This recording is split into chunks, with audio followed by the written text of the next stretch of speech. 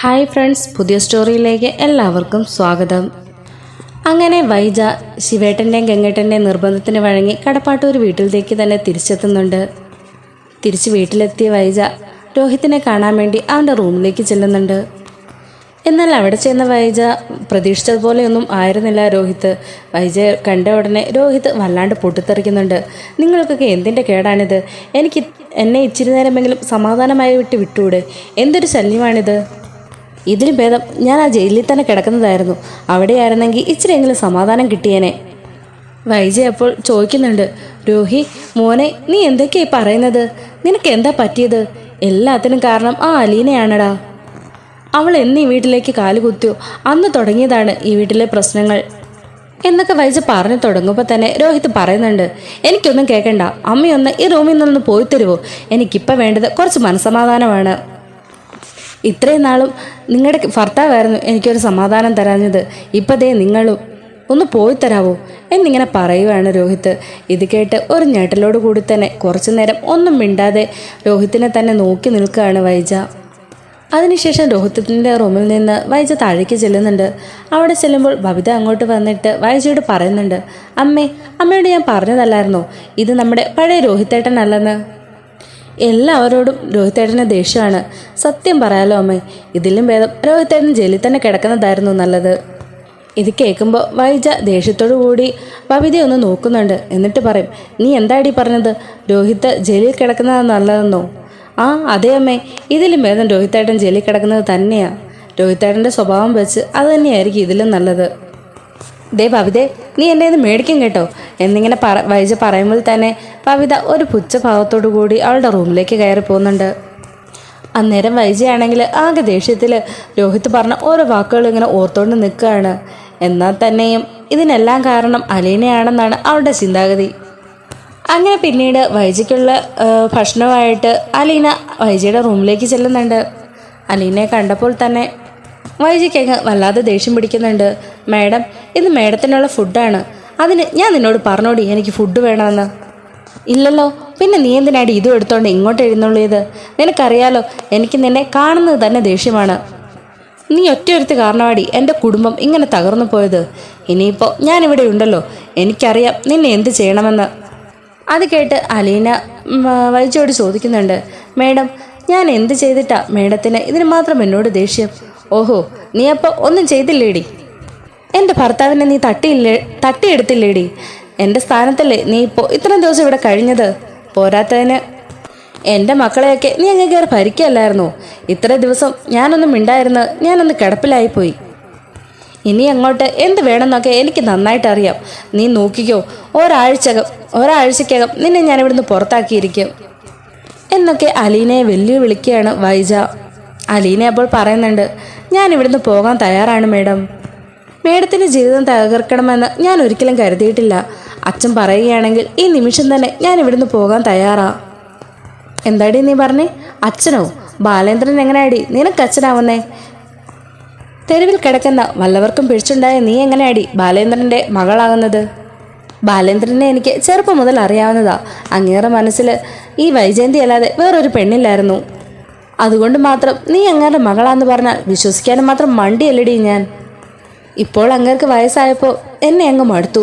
അതുകൊണ്ടായിരിക്കും ഇപ്പം നിന്നെ കൊണ്ടു നടക്കുന്നത് എന്നൊക്കെ വളരെ മോശമായ രീതിയിൽ തന്നെ വൈജ അലീനയും ബാലേന്ദ്രനെയും വെച്ച് സംസാരിക്കുകയാണ്.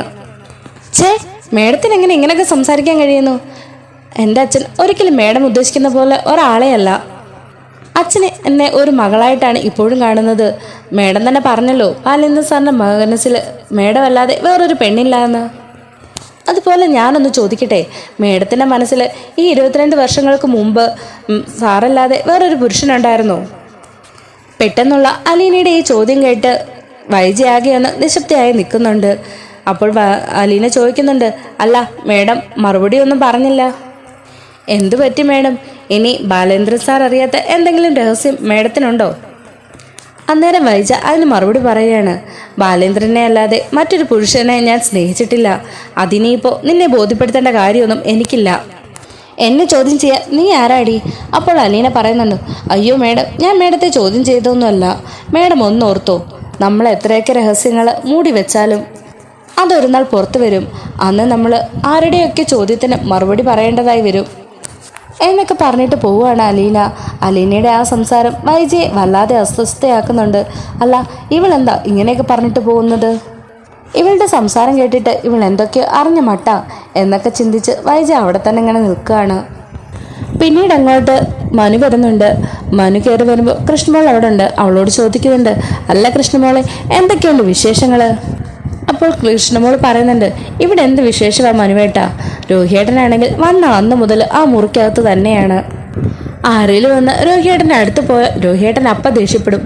പിന്നെ അമ്മയാണെങ്കിൽ അലീന ചേച്ചിയായിട്ട് പുതിയ യുദ്ധം പുറപ്പെടുവിക്കാനാ പുറപ്പാട്. അത് ഞാൻ അല്ലെങ്കിലും നേരത്തെ പ്രതീക്ഷിച്ചതാ മോളെ. നിന്റെ അമ്മ ഒരിക്കലും നന്നാകാൻ പോകുന്നില്ല മോളെ. എന്തായാലും അലീനയുടെ മേലെ നിനക്കൊരു കണ്ണ് വേണം.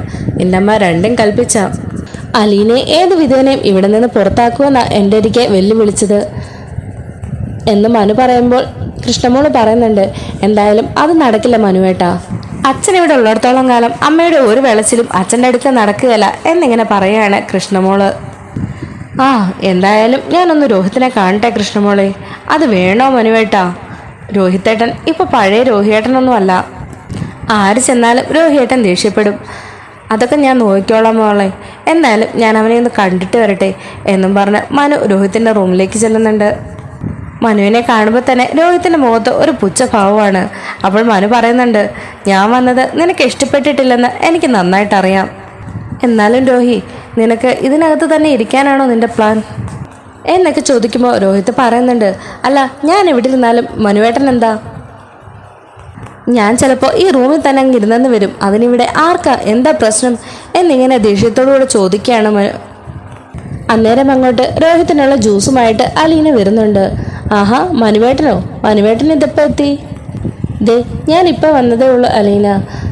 മോനെ രോഹിത്തെ, നീ ഈ ജ്യൂസ് കുടിക്ക്. നീ നേരെ വേണം ആഹാരം പോലും കഴിക്കുന്നില്ല. തൽക്കാലം നീ ഇതെങ്കിലും കുടിക്കുമോനെ എന്നും പറഞ്ഞ് ജ്യൂസ് രോഹിത്തിൻ്റെ നേരെ നീട്ടി വെക്കുകയാണ്.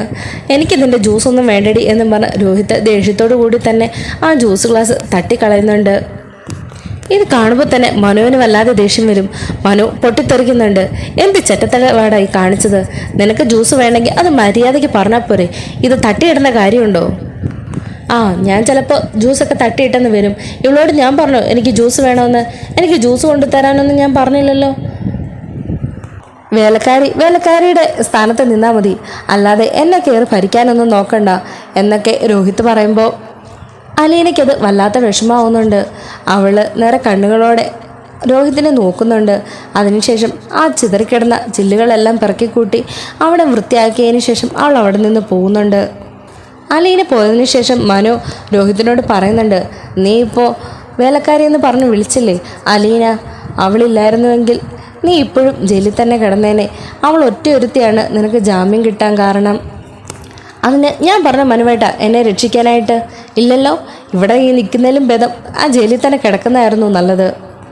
അവിടെ ആകുമ്പോൾ കുറച്ച് മനസ്സമാധാനമെങ്കിലും കിട്ടും. അങ്ങനെയാണെങ്കിൽ നീ അങ്ങോട്ട് തന്നെ പോടാ. നിന്നെ പുറത്തിറക്കാൻ വേണ്ടി ആകെപ്പാട് ഓടി നടക്കുമായിരുന്നു അലീന. അവളുടെ ജീവൻ പോലും പണയം വെച്ചിട്ടാണ് നിന്നെ പുറത്തിറക്കിയത്. എന്തായാലും നീ ഇത്രയൊക്കെ പറഞ്ഞ സ്ഥിതിക്ക് അലീന, നിനക്ക് വേണ്ടി കഷ്ടപ്പെട്ട എൻ്റെ ശകലമെങ്കിലും നീ ഒന്ന് കാണണ്ടേ എന്നും പറഞ്ഞ് അലീന ആദ്യമായിട്ട് ശരണ്യയുടെ വീട്ടിൽ പോയപ്പോൾ അവളെ മണ്ണെണ്ണ ഒഴിച്ച് കത്തിക്കാനൊക്കെ തുടങ്ങിയില്ലേ, ആ ഒരു വീഡിയോ അവന് കാണിച്ചു കൊടുക്കുന്നുണ്ട് മനു. ആ വീഡിയോ കണ്ട രോഹിത്ത് ഒരു നിറ കണ്ണുകളോടെ ആകെപ്പാടെ ഒരു ഞെട്ടലോട് കൂടിയാണ് ആ വീഡിയോ മുഴുവൻ കണ്ടു തീർക്കുന്നത്. ഇനി പറയടാ, അലീന ഒരു വേലക്കാരിയാണോ? ഏത് വേലക്കാരിയാണടാ ഇതേപോലെ ചീഞ്ഞു നാറിയ കുടുംബത്തിൽ ജോലിക്ക് നിൽക്കുന്നത്? ആളുകളെല്ലാം ഈ വീടിന് നേരെ കല്ലെറിഞ്ഞപ്പോൾ അവളെ ഈ കുടുംബത്തെ ചേർത്ത് പിടിക്കുകയായിരുന്നു. എന്തിന്? നീ പോലും അവളെ എന്തുമാത്രം വേദനിപ്പിച്ചിട്ടുണ്ട്, എന്തോരം ഉപദ്രവിച്ചിട്ടുണ്ട്. എന്നിട്ടും നീ ജയിലിലായപ്പോൾ നിന്നെ പുറത്തു കൊണ്ടുവരാൻ വേണ്ടി അവൾ എന്തൊക്കെ ത്യാഗം അനുഭവിച്ചു എന്ന് നിനക്കറിയാമോ? ഇത്രയൊക്കെ ചെയ്തു തന്നിട്ടും അവൻ അഹങ്കാരം, അവന് ജയിലാണ് നല്ലതുപോലും എന്നൊക്കെ പറഞ്ഞ് ദേഷ്യപ്പെട്ടുകൊണ്ട് മനു അവിടെ നിന്ന് പോകും. രോഹിത് അന്നേരം ഒരക്ഷരം പോലും മിണ്ടാതെ തലയും കുനിച്ച് എല്ലാം കേട്ടുകൊണ്ട് നിൽക്കുകയായിരുന്നു. മനു പോയതിനു ശേഷം രോഹിത് വല്ലാതെ ആലോചിക്കുന്നുണ്ട്. അവൻ്റെ മനസ്സിൽ വല്ലാത്ത ഒരു കുറ്റബോധം തന്നെ ഉടലെടുക്കുന്നുണ്ട്. അലീനയോട് രോഹിത് ചെയ്ത ഓരോ കാര്യങ്ങളും ഓർത്ത് അവന് വല്ലാത്ത മനപ്രയാസം ഉണ്ടാവുന്നുണ്ട്. അതിനുശേഷം മനു അവിടെ നിന്ന് നേരെ പോകുന്നത് വൈജയുടെ അരികിലേക്കാണ്. ആ മനുവേ, നീ എപ്പോൾ എത്തി? ഞാൻ കുറച്ച് സമയമായ ആൻറ്റി എത്തിയിട്ട്. ആനിക്കിപ്പോൾ എങ്ങനെയുണ്ട്? നടക്കാനൊക്കെ ബുദ്ധിമുട്ടുണ്ടോ? ആ ഉണ്ടടാ മനുവേ, കുറേ കാലമായിട്ട് ഒരേ കിടപ്പല്ലായിരുന്നോ? നീ രോഹിത്തിനെ കണ്ടോ? ആ കണ്ടായിരുന്നു. അവനെ കണ്ടിട്ടാണ് ഞാനിപ്പോൾ ഇങ്ങോട്ടേക്ക് വന്നത്. അവൻ്റെ സ്വഭാവം ആകെ മൊത്തം മാറിപ്പോയല്ലോ ആൻറ്റി. അവനിനിയും ആ റൂമിനകത്ത് തന്നെ ഇരുന്ന് കഴിച്ചുകൂടാനാണ് ഭാവമെന്നുണ്ടെങ്കിൽ അവൻ വല്ല ഡിപ്രഷനിലേക്കും പോകുന്ന തോന്നുന്നത് എന്നൊക്കെ മനു പറയുമ്പോൾ വൈജ പറയും, ആ എല്ലാത്തിനും കാരണം ആ അലീനയാടാ. അവളിവിടെ എന്ന് വന്നു അന്ന് തുടങ്ങിയതാ ഈ കുടുംബത്തിലെ പ്രശ്നങ്ങൾ.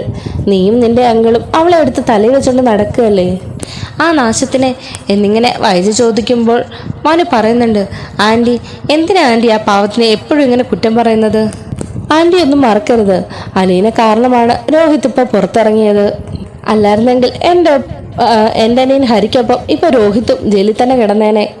ഓ മതിയടാ, നിർത്ത് നിന്റെ ഒരു അലീന പുരാണം. അവളുടെ മിടുക്കൊണ്ടൊന്നുമല്ല രോഹിത് പുറത്തിറങ്ങിയത്. അവൻ നിരപരാധി ആയതുകൊണ്ടാണ് അവൻ പുറത്തിറങ്ങിയത്. ഞാനിവിടെ ഉണ്ടായിരുന്നെങ്കിൽ ആ ശരണ്യ എന്ന് പറയുന്നവളുടെ കരണം തീർത്തൊരെണ്ണം കൊടുത്തിട്ട് എന്നെ അവനെ പുറത്തിറക്കിയേനെ. മതി ആൻറ്റി, പറയാൻ ആരെക്കൊണ്ടും പറ്റും. രോഹിത്തിൻ്റെ അമ്മയാണെന്നും പറഞ്ഞ് ആൻറ്റി അങ്ങോട്ട് പോയിരുന്നെങ്കിൽ അവരെപ്പോഴേ ആൻറ്റിയെ കത്തിച്ച് ചാമ്പലാക്കിയേനെ. അലീന പോയപ്പോൾ തന്നെ അവിടെ എന്താ നടന്നെന്നുള്ള കാര്യം ആൻറ്റി അറിഞ്ഞതല്ലേ എന്നിങ്ങനെ മനു ചോദിക്കുമ്പോൾ വൈജ ഒന്നും മിണ്ടാതെ നിൽക്കുകയാണ്. ആൻറ്റി, ഞാനൊരു കാര്യം പറഞ്ഞേക്കാം. അലീനയുമായിട്ടുള്ള യുദ്ധം അവസാനിപ്പിക്കുന്നതായിരിക്കും ആൻറ്റിക്ക് നല്ലത്. ഇല്ലെങ്കിൽ പിന്നെ ഈ ചെയ്തതൊക്കെ ഓർത്ത് ആൻറ്റി പിന്നീട് ദുഃഖിക്കേണ്ടി വരും, ഒരുപാട് കരയേണ്ടി വരും എന്നും പറഞ്ഞിട്ട് മനു അവിടെ നിന്ന് പോവുകയാണ്. എന്നാലും ആ സമയത്തും വൈജയുടെ മനസ്സിൽ അലീനെ ആ വീട്ടിൽ നിന്നും എങ്ങനെയെങ്കിലും പുറത്താക്കുക എന്നുള്ള ഒറ്റ വിചാരം മാത്രമേ ഉണ്ടായിരുന്നുള്ളൂ.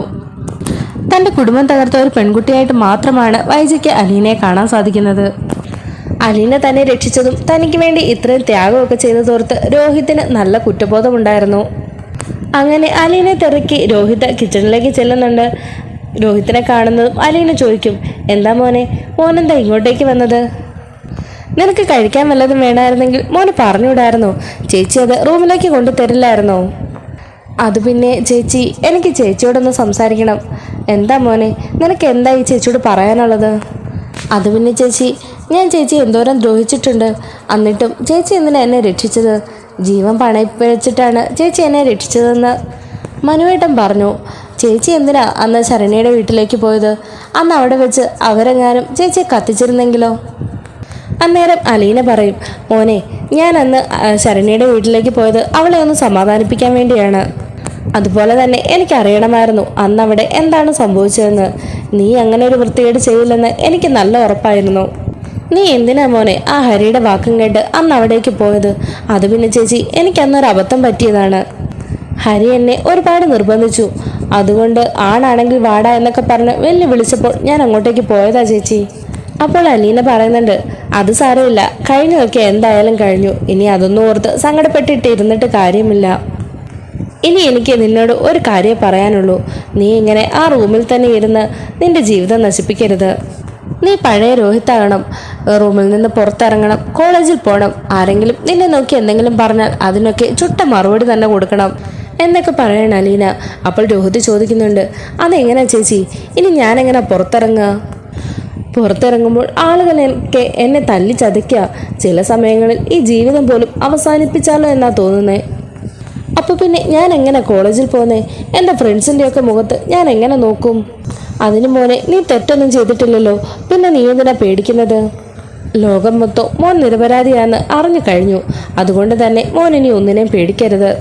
മോൻ ശക്തമായിട്ട് തന്നെ മുന്നോട്ട് പോകണം. കുറച്ച് നാൾ ആളുകൾ അതൊക്കെ പറയും, എന്നാലും അതൊന്നും കണ്ടില്ല എന്ന് വെച്ച് മോൻ മുന്നോട്ട് പോകണം. അപ്പോൾ അതൊക്കെ അവർ നിർത്തിക്കോളും. ഇതൊക്കെ കേട്ട് കഴിയുമ്പോൾ തന്നെ രോഹിത്തിന് ചെറിയൊരു ആത്മവിശ്വാസമൊക്കെ വരികയാണ്. മോൻ എന്തായാലും ഈ ദേഷ്യമൊക്കെ മാറ്റി വെക്കണം. അച്ഛനൊക്കെ വല്ലാത്ത വിഷമത്തിലാണ്. ഇനി ഒരിക്കലും അവരെ മോൻ സങ്കടപ്പെടുത്തരുത്. ഇല്ല ചേച്ചി, ഇനി ഒരിക്കലും എൻ്റെ അച്ഛനെ അമ്മയും ഞാൻ സങ്കടപ്പെടുത്തില്ല. ഞാൻ ചേച്ചിക്ക് വാക്ക് തരുന്നു എന്നും പറഞ്ഞ് രോഹിത് അലീനയ്ക്ക് വാക്ക് കൊടുക്കുമ്പോൾ കൃഷ്ണമോൾ അങ്ങോട്ട് വരുന്നുണ്ട്. അല്ലേ ചേച്ചി, ഇതെന്താ ഇവിടെ? കാക്ക മലന്ന് പറക്കുവോ?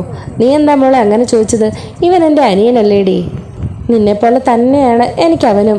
ഓഹോ, ഇപ്പൊ ചേച്ചി അനിയനും ഒക്കെ ഒന്നായി, ഞാൻ പുറത്തും എന്ന് പറയുമ്പോൾ അലീന അവിടെ നിന്ന് പുഞ്ചിരിക്കും. എന്നിട്ട് രോഹിത്തിനോട് പറയും, മോൻ റൂമിൽ പോയി റെസ്റ്റ് എടുത്തോ, ഫുഡൊക്കെ റെഡിയായിട്ട് ഞാൻ അങ്ങോട്ട് കൊണ്ടുതരാം എന്ന് പറയുമ്പോൾ രോഹിത് അങ്ങ് തിരികെ റൂമിലേക്ക് പോകുന്നുണ്ട്. ഈ സമയത്ത് ബാലേന്ദ്രൻ അങ്ങോട്ട് വന്നിട്ട് ചോദിക്കുന്നുണ്ട്, എന്താ മോളെ, അവൻ നിന്നോട് വീണ്ടും വഴക്കിന് വന്നു? ഇല്ല അച്ഛാ, അവൻ എന്നോട് മാപ്പ് പറയാനാ വന്നത് എന്നൊക്കെ പറഞ്ഞ് അലീന രോഹിത് പറഞ്ഞ കാര്യങ്ങൾ മുഴുവൻ ബാലേന്ദ്രനോട് പറയും. അത് കേൾക്കുമ്പോൾ ബാലേന്ദ്രന് ഒരുപാട് സന്തോഷമാകുന്നുണ്ട്. ബാലേന്ദ്രൻ പറയുന്നുണ്ട്, എന്തായാലും നന്നായി മോളെ, ഇനിയെങ്കിലും അവൻ നിന്റെ മനസ്സ് കണ്ടല്ലോ, ഞാനൊന്ന് അവനെ കണ്ടിട്ട് വരട്ടെ എന്നും പറഞ്ഞ് ബാലേന്ദ്രൻ രോഹിത്തിന്റെ റൂമിലേക്ക് ചെല്ലുന്നുണ്ട്. അച്ഛനോ, കയറി വാച്ച എന്ന് പറഞ്ഞ് രോഹിത് വിളിക്കുമ്പോഴത്തേനും ബാലേന്ദ്രൻ ചോദിക്കുന്നുണ്ട്, കഴിഞ്ഞോടാ മോനെ നിന്റെ ദേഷ്യവും വാശിയൊക്കെ? അത് പിന്നെ അച്ഛ, ഞാൻ ആകെ തകർന്നു പോയിരിക്കായിരുന്നു. ജീവിതം പോലും മടുത്തെന്ന് തോന്നിയ നിമിഷങ്ങളാ.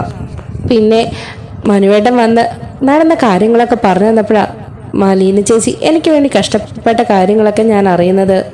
അതേടെ മോനെ, അവള് കാരണമാണ് നിന്റെ നിരപരാധിത്വം തെളിഞ്ഞത്. നിന്റെ ഈ കേസിന് വേണ്ടി നിന്നെ ഒന്ന് പുറത്തിറക്കാൻ വേണ്ടി ഒരുപാട് ആളുകളെ ഞാൻ കണ്ടെങ്കിലും എല്ലാവരും കൈ ഒഴിഞ്ഞതേ ഉള്ളൂ. അലീന നമുക്ക് കിട്ടിയ ഭാഗ്യവാടാ മോനെ, അവളെ നീ സ്വന്തം ചേച്ചിയെപ്പോലെ വേണം കാണാന് എന്നൊക്കെ ബാലേന്ദ്രൻ പറയുമ്പോൾ രോഹിത് പറയുന്നുണ്ട്, എനിക്കെല്ലാം മനസ്സിലായച്ചാ, ഇനി ഒരിക്കലും അലീന ചേച്ചിയെ ഞാൻ സങ്കടപ്പെടുത്തില്ല എന്നൊക്കെ പറയുമ്പോൾ ബാലേന്ദ്രൻ രോഹിത്തിനെ ഒന്ന് തലോടിയിട്ട് അവിടെ നിന്ന് പോവാണ്. പിന്നീട് അലീന ഇന്നത്തെ സംഭവങ്ങളൊക്കെ രേവതിക്കുട്ടിയെ വിളിച്ചിട്ട് പറയുകയാണ്, മോളെ രേവതിക്കുട്ടി, ഇന്നെന്നെ രോഹിത് ചേച്ചിന്ന് വിളിച്ചു, അവൻ എന്നോട് മാപ്പ് പറഞ്ഞു മോളെ എന്നൊക്കെ പറഞ്ഞ് അലീന എല്ലാ കാര്യങ്ങളും രേവതിക്കുട്ടിയോട് തുറന്നു പറയുകയാണ്. ചേച്ചി ഒരുപാട് അങ്ങ് സന്തോഷിക്കേണ്ട, ചേച്ചിയുടെ അനിയൻ ദ്രോഹിയെ ചേച്ചി കണ്ണു അടച്ച് വിശ്വസിക്കേണ്ട. എന്തൊക്കെയായാലും ആ വൈജു മേഡത്തിൻ്റെ അല്ലേ മകൻ. വേണ്ട രേവതിക്കുട്ടി, അതെൻ്റെ അമ്മയാ. ആര്? ആ ഭൂതനെയോ? അവരമ്മയല്ല, അവർ ദുഷ്ടിയായിട്ടുള്ളൊരു സ്ത്രീയാണ്. അല്ലെങ്കിൽ പിന്നെ കാലക്കേടി ഒടിഞ്ഞ് ഇത്രയൊക്കെ ആയിട്ട് ഇരുന്നിട്ടും ചേച്ചിയായിട്ട് യുദ്ധത്തിന് അവർ വരുമോ? ഒരിക്കൽ അമ്മ എന്നെ മനസ്സിലാക്കും എന്നൊക്കെ അലീന പറയാണ്. അങ്ങനെ ഓരോ കാര്യങ്ങളൊക്കെ സംസാരിച്ച് അവർ പരസ്പരം അങ്ങനെ നിൽക്കുകയാണ്. പിന്നീട് വൈജയാണ് അലീനയുടെ അമ്മ എന്നുള്ള സത്യമൊക്കെ രോഹിത് മനസ്സിലാക്കുന്നുണ്ട്.